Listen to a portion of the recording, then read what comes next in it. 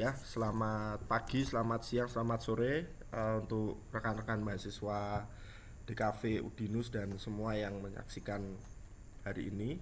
Saya akan memberikan materi kajian budaya dengan sub materi yaitu tentang semiotika, ya, pengantarnya. Jadi sebetulnya semiotika itu nanti ada banyak teman-teman, cukup panjang bahasanya, tapi hari ini saya akan berikan untuk dasarnya dulu, pengantarnya.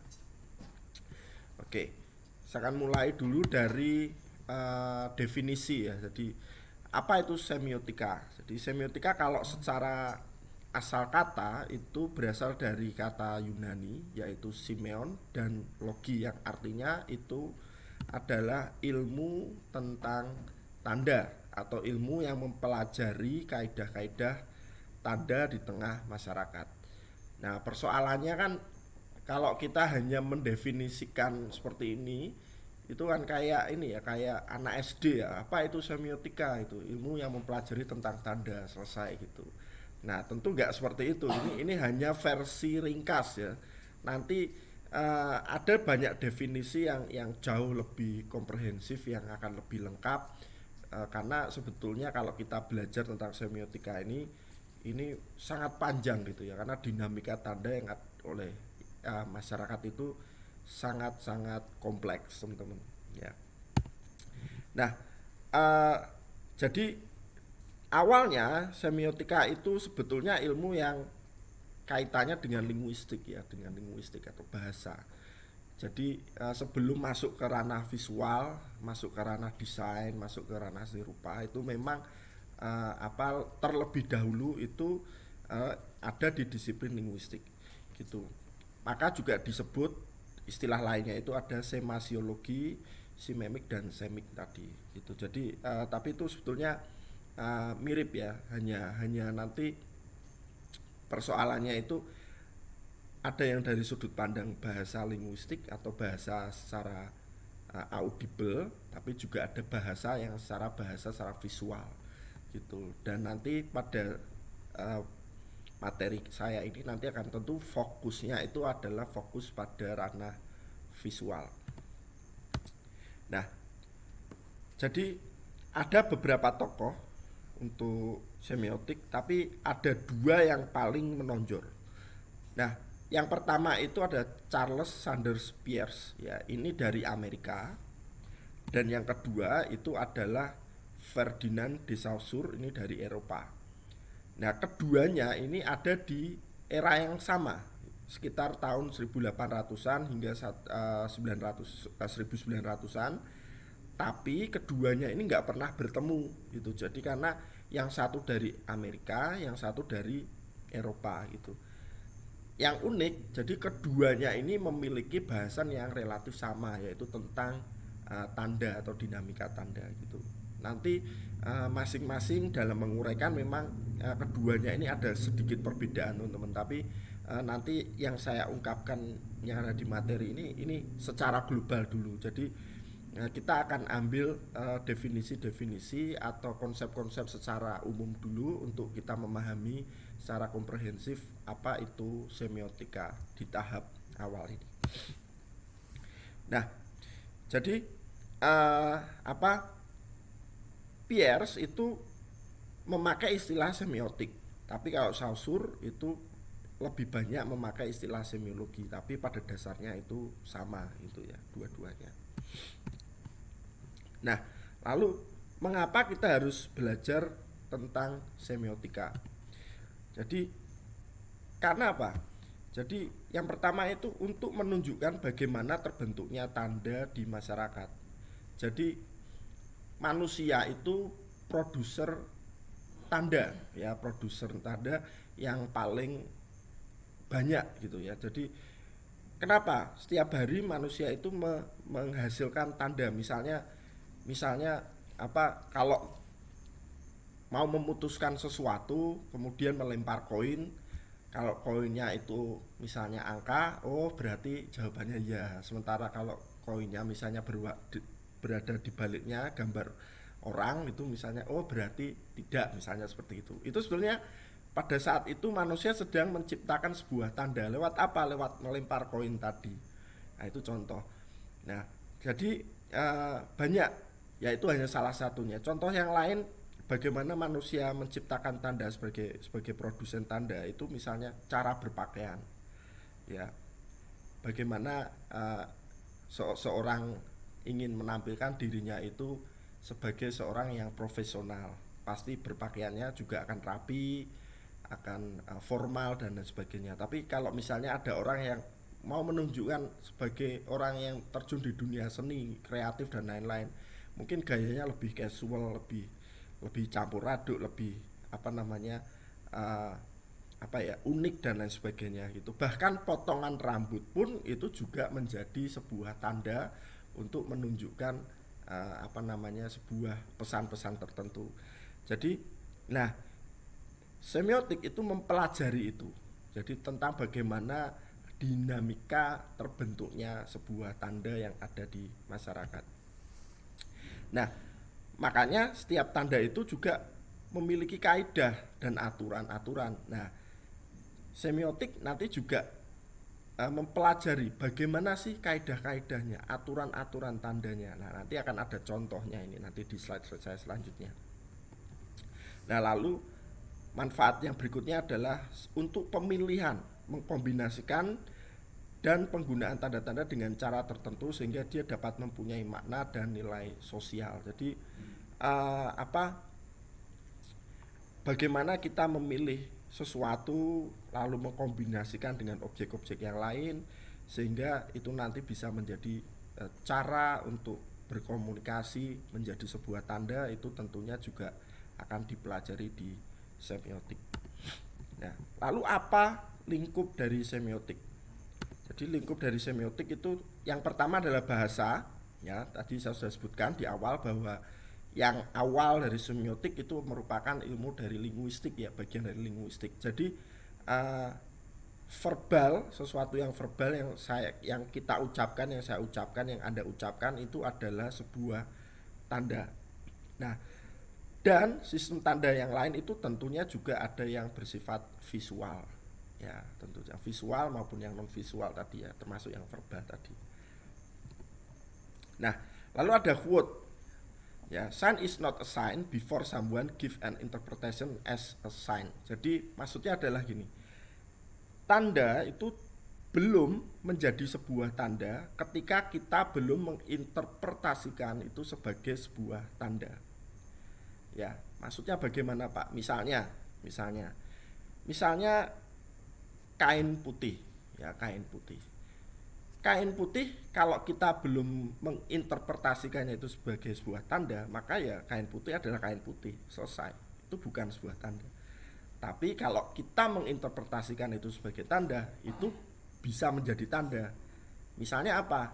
Sebuah tanda menyerah, kekalahan dan lain sebagainya.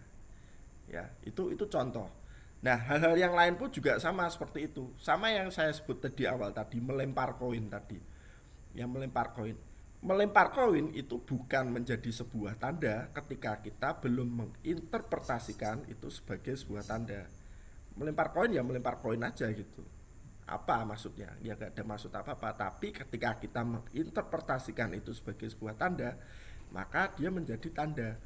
Oh, kalau di sisi A kita akan tandanya untuk apa, sedangkan kalau di sisi B kita tandanya untuk apa dan lain sebagainya gitu.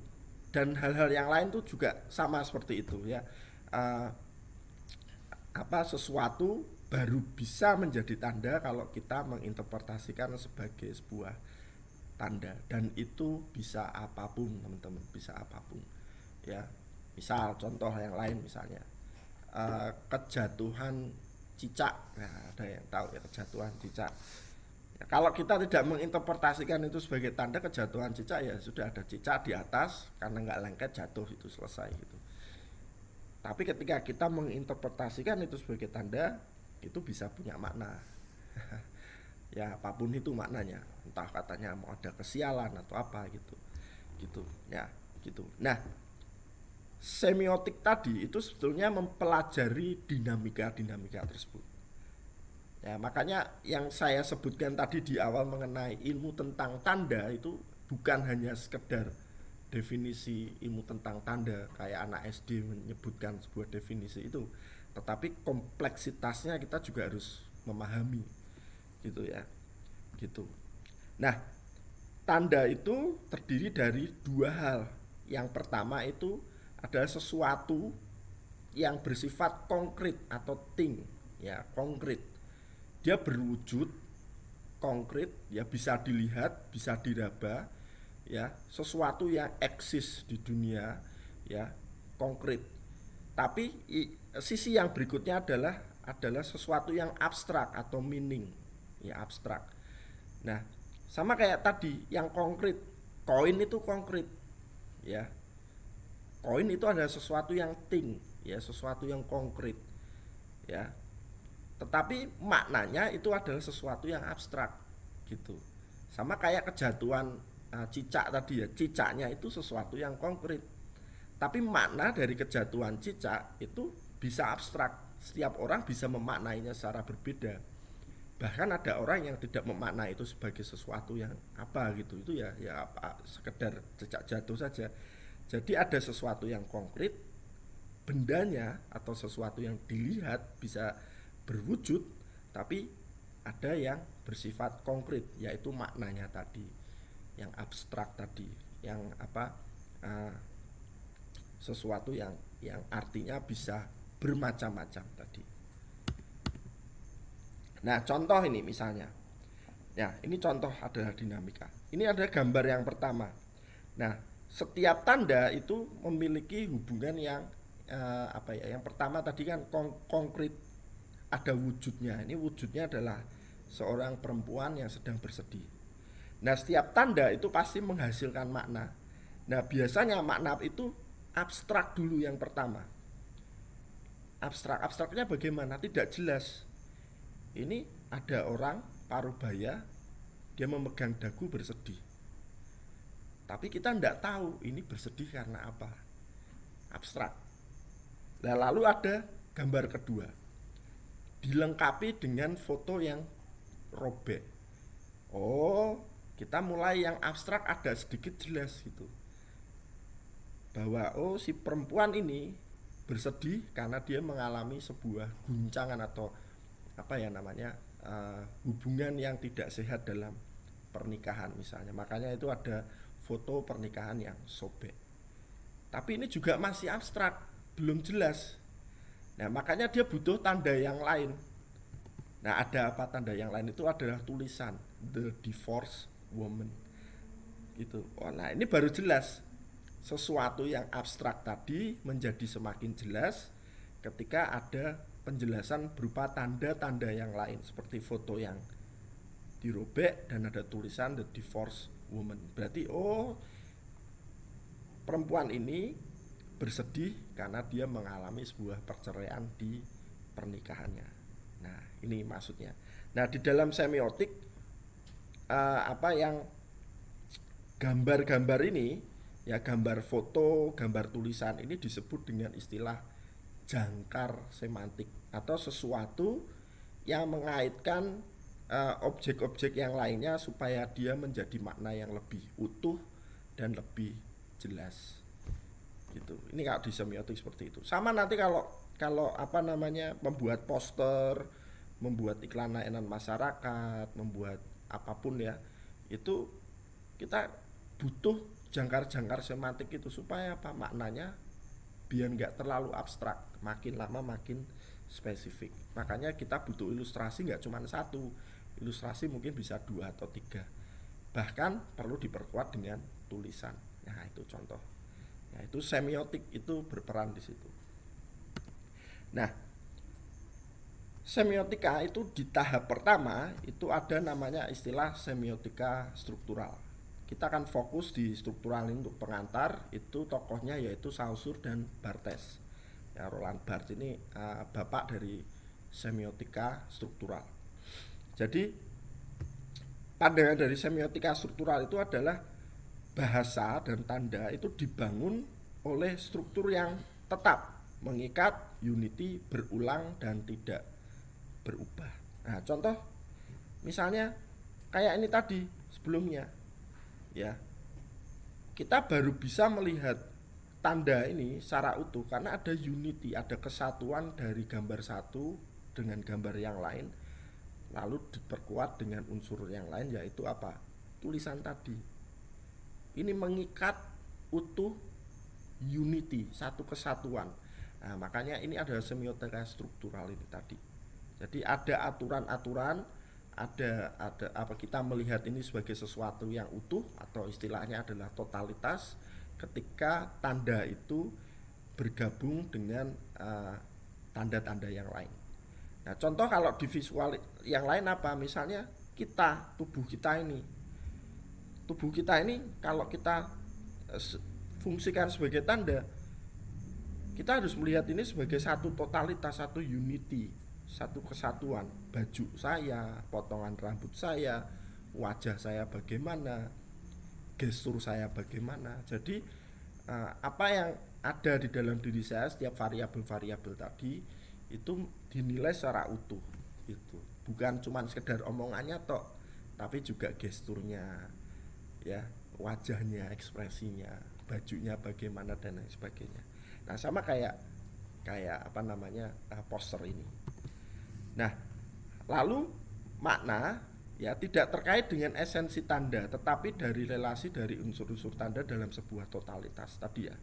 Totalitas tadi harus dilihat dari fungsi secara total dan sebetulnya tidak terkait dari esensi, maksudnya esensi secara konkret tadi. Misalnya kalau di sini mawar bisa berarti cinta, ya, bisa berarti benci, bisa berarti marah, bisa berarti keberanian dan sebagainya. Itu warna mawar merah ini, ya, itu mungkin maknanya bisa macam-macam. Dia tidak ada terkait esensi dari bentuk mawarnya itu. Jadi tergantung apa? Tergantung relasi tanda dari pertandaan dan struktur dari tanda itu. Nah, salah satu struktur dari tanda itu adalah arbiter tadi, arbitrer. Apa itu arbitrer? Arbitrer itu adalah makna yang muncul secara sewenang-wenang atau secara konvensional. Ya, contoh mawar adalah cinta. Ya, selesai. Ya. Merah adalah keberanian misalnya. Merah adalah darah. Kadang-kadang itu muncul karena konvensi belaka, ya, konvensi. Contoh kan negara ini misalnya, negara ini merah adalah berani, putih adalah suci. Itu kan sifatnya apa? Sifatnya kadang-kadang arbitrer. Kita tinggal manut saja, tinggal nurut aja karena dari awal kita mendengar maknanya itu. Ya, jadi kira-kira seperti itu. Ini. Ya. Nah, tapi meskipun demikian kita tetap bisa mengkaitkannya dengan tanda-tanda yang lain supaya maknanya itu tetap bisa muncul lebih jelas, ya, tidak abstrak tadi. Nah, relasi antar penanda memberikan kesan, ya, kesan. Jadi kesan itu adalah makna yang muncul paling awal, ya. Apa yang kita lihat, apa yang kita lihat dari poster atau dari desain tertentu atau iklan atau apa, itu pasti awalnya akan memberikan kesan. Kesan itu adalah makna yang muncul paling awal, yang langsung kita bisa menangkapnya tanpa butuh waktu yang panjang. Nah, contoh misalnya poster film yang saya tampilkan ini, kesan yang muncul apa? Pertama, berpasangan. Yang kedua, intim. Yang ketiga adalah cinta. Lalu yang keempat misalnya, ada relasi kuasa, pria ada di atas perempuan karena si pria dia posisinya secara gestur dia ada di atas si pria. Kemudian berarti ini ada ketidakkesetaraan gender. Kalau tidak setara berarti ada patriarki, misalnya seperti itu. Nah, ini yang disebut dengan kesan. Nah, kesan ini adalah makna-makna yang muncul paling awal, ya. Nah, lalu berikutnya, ya, ini sama, kesan yang muncul itu sama, ya. Perempuan itu kesannya ada di bawah karena dia posisinya, gesturnya di dalam gambar ini dia ada di bawah, dipegang, ya, ada di apa di dalam kekuasaan laki-laki, ada ketidaksetaraan gender dan lain-lain. Nah, kadang-kadang gambarnya itu berubah tapi memiliki struktur yang sama, polanya sama, teman-teman. Contohnya apa? Ya contoh ini tadi. Jadi menunjukkan kesan mengenai ketidaksetaraan gender atau kekuasaan pria atas perempuan ini. Ya, ditunjukkannya memiliki pola struktur yang sama, sistem yang sama. Gitu. Ini contoh. Nah, nah lalu juga kalau kesan-kesan yang lainnya pun juga bisa kita dapatkan memiliki struktur yang sama. Misalnya ini tentang romantisme atau cinta. Jadi kalau kita lihat poster film satu dengan yang lain, selama itu adalah film roman, itu pasti memiliki struktur yang sama, pola yang sama. Ya, ada kedekatan antara pria dan wanita, kemudian digambarkan dengan intim lewat sentuhan, lewat pelukan atau lewat ciuman dan lain sebagainya. Nah, ini pola ini berulang di dalam poster film roman. Dan ini berlaku juga untuk film yang lain ya, film horor, film superhero, film apapun itu pasti memiliki pola-pola struktur yang berulang yang sama gitu. Dan pola ini juga nanti bisa diterapkan di fungsi-fungsi yang lain ya, seperti iklan atau mungkin sound system atau yang lainnya. Nanti saya akan jelaskan itu. Nah, contoh yang ini apa? Jadi di dalam semiotik itu ada dua istilah. Yang pertama, di dalam semiotik itu tanda itu dibagi menjadi dua, yaitu leng atau langue ya, atau leng itu merupakan aturan dalam tanda ya. Kalau awalnya itu dalam bahasa, tapi kalau dalam visual berarti ini lewat sistem visual, itu sama saja. Itu adalah rule-nya atau aturan atau pola yang harus ditaati. Nah, kemudian sisi yang lain yaitu parol ya atau parole, itu merupakan produksi tanda atau berbahasa, tapi dia sifatnya ada kreativitas, dimodifikasi, tapi tidak lepas dari struktur atau pola yang sebelumnya. Nah, contoh kalau dalam sound system ini ada aturan-aturan dalam sound system yang nggak boleh dilarang, nggak boleh dilarang, nggak boleh dihilangkan. Ya, misalnya apa? Oh, kalau merah itu berarti larangan. Ya, kalau biru berarti perhatian. Ya, atau informasi. Ya, itu. Berarti aturan ini harus diterapkan, teman-teman. Nggak mungkin kita bikin larangan, ya, gambarnya biru, gambarnya, warnanya biru, ya gitu, nggak mungkin. Nanti jadi misleading gitu. Larangan kok warna biru. Hati-hati, di sini ada anjing galak misalnya, tapi warnanya gambarnya anjing, warnanya biru gitu. Jadi misleading gitu ya. Jadi itu malah kesannya malah wah ini berarti anjingnya nggak galak, ini jinak misalnya. Padahal itu sebetulnya larangan ya, gitu. Supaya untuk memperkuat oh nggak boleh mendekat ada anjing galak, berarti anjing itu harus diberi warna merah gitu ya. Warna merah dengan segitiga berwarna merah pula misalnya, seperti itu. Jadi kesan itu akan kuat karena dia sesuai dengan aturan gitu.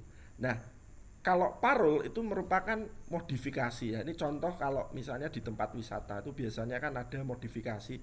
Apanya dimodifikasi? Simbolnya. Ya, kita bisa lihat setiap toilet di mall itu gambar orang, laki-laki, simbol perempuan itu bisa berbeda-beda. Nah, itu modifikasinya. Nah, tapi warnanya, bentuknya misalnya itu tetap kotak. Nah, misalnya seperti itu. Nggak ada bunder ya, nggak, nanti jadi misleading lagi gitu. Nah, seperti itu. Jadi untuk informasi pasti warnanya biru ya, pakai kotak. Dan masuk toilet dikasih warna merah, nanti orang nggak pada masuk gitu ya. itu kayak dilarang masuk gitu. Nah, ini contoh itu. Jadi ada aturan yang harus ditaati, tapi ada aturan yang bisa dimodifikasi. Nah, sama ini dalam semiotik itu seperti itu. Jadi ada lengthnya ya, tadi aturannya, sementara ada juga barrelnya atau sesuatu yang dimodifikasi. Nah, tanda atau setiap setiap apa ya tanda yang muncul di dalam masyarakat yang kita konsumsi maupun yang kita produksi itu biasanya memiliki perubahan, ya, perubahan. Jadi perubahan itu yang pertama itu bersifat minor change atau sinkronik, ya. Tapi juga ada yang diakronik atau major change. Ya, jadi uh, pola itu bisa berubah, ya, memiliki tanda yang sama. Maksudnya pola itu memiliki sama, tapi nanti itu sama itu dalam arti dia berevolusi, makin lama bisa berubah gitu ya. Dan perubahan itu biasa. Kenapa? Karena setiap tanda itu memiliki prinsip dari sebuah perbedaan, ya. Jadi harus dibedakan. Seperti bahasa, teman-teman, seperti bahasa, ya. Ada ayal, ayak, ayan, ayah, ayam, ayu, ayom, anam, awam, itu dibedakan masing-masing pelafalan supaya apa? Orang tahu mana yang ayam, mana yang ayam, mana yang ayu, mana yang ayak, awam. Ya, misalnya seperti itu. Nah, sama seperti tanda, seperti visual, ya, seperti visual, ya. Jadi tadi perubahan itu berevolusi, ya, ada yang minor change, ada yang major change. Kalau kita lihat perubahan dari jangka waktu yang pendek, dia sinkronik, ya, ada perubahannya tidak banyak seperti mobil ini. Ya, mobil ini. Mungkin di generasi pertama dan kedua atau ketiga, keempat itu enggak berbeda jauh. Tapi kalau kita tarik dari generasi 1 sampai generasi 7 pasti perbedaannya akan sangat jauh sekali. Gitu. Nah, tapi yang unik, meskipun ini memiliki evolusi, perubahannya juga apa namanya cukup radikal kalau kita lihat dari generasi pertama sampai ke-7, tapi secara pemaknaan itu relasi diferensialnya itu tetap sama, teman-teman. Kenapa? Kijang itu mewakili kelas menengah. Nah, sementara mobil Espas atau mungkin kalau zaman sekarang itu mungkin LCGC, Ayla, Agia itu menengah bawah, ya, menengah bawah. Kijang menengah. Nah, yang menengah atas apa? Nah, mungkin Ferrari, ya, Lamborghini atau Lexus atau yang lain atau BMW. Nah, gitu. Jadi perubahan itu tetap dalam konteks makna yang sama, meskipun di dalam makna yang sama itu tetap mewakili sebuah evolusi dan revolusi tanda tadi, gitu. Nah, sama ya kayak tadi ya. Jadi simbol-simbol kekayaan itu kan selain mobil itu tadi juga bisa rumah, kolam renang dan sebagainya, gitu. Nah, ini kalau konteksnya itu adalah pertandaan atau makna persoalan dari status atau kelas sosial. Nah, lalu apa hubungan semiotik dengan DKV? Nah, atau mungkin kehidupan kita sehari-hari, gitu. Jadi desain itu merupakan cara dalam berkomunikasi dengan masyarakat, dan itu dalam desain itu dinamika tanda itu pasti ada, ya, terjalin gitu. Nah, apabila desainer mengerti akan dinamika tanda, maka desainer tersebut mempunyai kemampuan yang baik dalam menyusun sebuah desain yang komunikatif. Nah, kayak tadi ya, kayak hubungan dari jangkar semantik tadi ya. Gambar 1 belum ada ilustrasi yang lengkap, gambar 2 sudah ada ilustrasi lengkap tapi nggak ada tulisan, gambar 3 ilustrasi sudah lengkap ada tulisan. Makna makin jelas. Nah, itu kan tadi itu kaitan dengan DKV. Kalau menyusun sebuah iklan, sebuah poster, sebuah apapun karyanya itu harus mengerti dinamika antar tanda tadi. Nah, kemudian kaitannya dengan kita sebagai manusia, kehidupan kita sehari-hari, atau manusia itu juga bisa disebut dengan homo semiotikus, ya, manusia sebagai produsen tanda dan konsumen tanda, ya. Jadi kita memproduksi tanda tapi juga kita menikmati ya sebagai konsumen ya dari tanda. Karena apa, manusia berpikir dan berkomunikasi lewat tanda kayak tadi ya, melempar koin dan lain sebagainya tadi. Nah, tanpa sebuah tanda manusia tidak bisa eksis atau ada gitu ya. Kita nggak bisa aktual ya, karena apa, kita berpakaian, kita berdandan, kita memakai alat transportasi itu menunjukkan siapa kita gitu ya, bagaimana rumah kita, di mana kita belajar, bagaimana cara berbahasa kita, itu semuanya adalah sebuah tanda atau eksistensi. Nah, ini ya tandanya tadi ya, ini saya sudah berikan tadi ya, ketika kita jatuh cinta itu memberikan sebuah coklat, memberikan sebuah bunga kepada yang lain, melempar koin untuk menentukan keputusan dan lain sebagainya ya. Nah, jadi tanda itu tersebar di mana-mana ya, di tubuh, di pakaian kita pada saat kita makan dan minum, dimanapun ya, dimanapun. Nah, saya akan percepat teman-teman, langsung ke hal-hal yang prinsip saja ya. Nah, persoalannya adalah ternyata semiotika itu juga sebagai ilmu dusta. Maksudnya apa? Gitu ya. Jadi kalau kita memahami bagaimana dinamika tanda itu, ya, dinamika tanda itu, dimana cara kita berbahasa lewat tanda, lewat berpakaian, lewat cara berbicara, ya, dan lain sebagainya, itu kita bisa memanfaatkan itu sebagai kedustaan, ya. Ya, contoh maksudnya apa gitu ya? Kok bisa semiotik untuk mendustai dan mengelabui atau mengecoh. Nah, jadi misalnya adalah cara berpakaian gitu. Jadi sudah cukup sering kita untuk membohongi audiens, orang-orang di sekitar kita tentang bagaimana kita sebenarnya atau identitas kita sebenarnya itu ditutup lewat pakaian gitu ya, lewat pakaian. Sebetulnya pengangguran, nggak punya uang gitu, wah tapi dandannya necis, pakai jas dan lain sebagainya. Nah, itu kan cara membohongi, sudah membohongi kayak gitu. Nah, terus supaya kelihatan pinter, bagaimana? Misalnya, oh selalu kemana-mana pakai kacamata, bawa tas misalnya, padahal aslinya nggak pernah membaca, misalnya seperti itu ya, dan seterusnya. Jadi kadang-kadang lewat berpakaian pun kita bisa menciptakan sebuah branding yang itu mungkin belum tentu benar-benar itu sebagai identitas kita ya. Nah, ini contoh ya. Ya, oh kalau mau terlihat seperti eksekutif harus berpakaian seperti apa. Oh kalau mau terlihat seperti seorang seniman musisi harus berpakaian seperti apa. Oh kalau mau kelihatan religius ya, anak istilahnya anak masjid atau anak-anak gereja ya, orang yang religius itu harus berpakaian seperti apa.